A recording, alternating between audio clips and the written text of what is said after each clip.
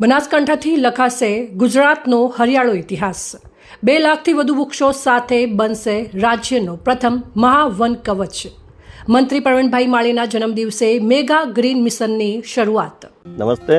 ડીસા તાલુકાના ડાબસ મુકામે આપણા માનનીય વન અને પર્યાવરણ મંત્રી પ્રવીણભાઈ માળીના જન્મદિવસ નિમિત્તે એટલે કે આગામી 8 તારીખે ગુજરાતનું સૌથી મોટું વનીકરણ વન કવચ થવા જઈ રહ્યું છે।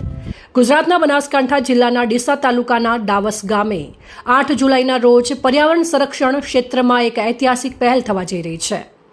માનનીય વન અને પર્યાવરણ મંત્રી પ્રવીણભાઈ માળીના જન્મદિવસ નિમિત્તે બનાસ નદીના કિનારે ગુજરાતના પ્રથમ મહાવન કવચનું ભવ્ય ખાતમુહૂર્ત યોજાશે।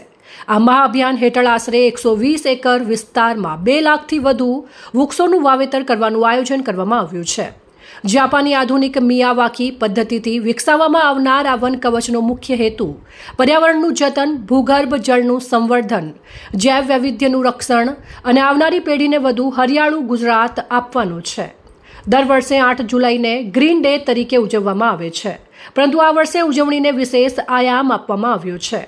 દેશના વડાપ્રધાન નરેન્દ્રભાઈ મોદીની જનસેવાના 12 વર્ષ પૂર્ણ થવાના અવસરે આ ભવ્ય વૃક્ષારોપણ અભિયાનનું આયોજન કરવામાં આવ્યું છે।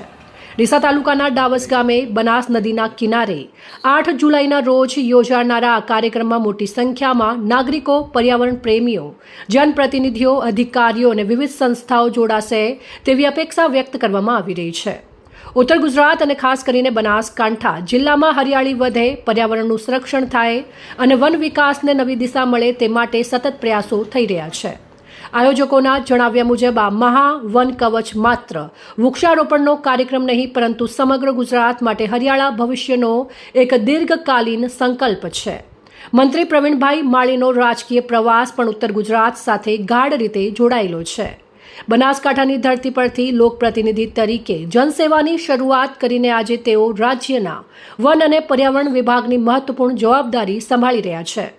તેમના કાર્યકાળ દરમિયાન પર્યાવરણ સંરક્ષણ, વૃક્ષારોપણ અને વન વિકાસને પ્રોત્સાહન આપવા માટે અનેક પહેલ કરવામાં આવી હોવાનું સમર્થકો અને આયોજકોનું માનવું છે। તેમના જન્મદિવસને સેવા, હરિયાળી અને જનભાગીદારી સાથે જોડતા આ વિશાળ કાર્યક્રમને લઈને લોકોમાં પણ ઉત્સાહ જોવા મળી રહ્યો છે।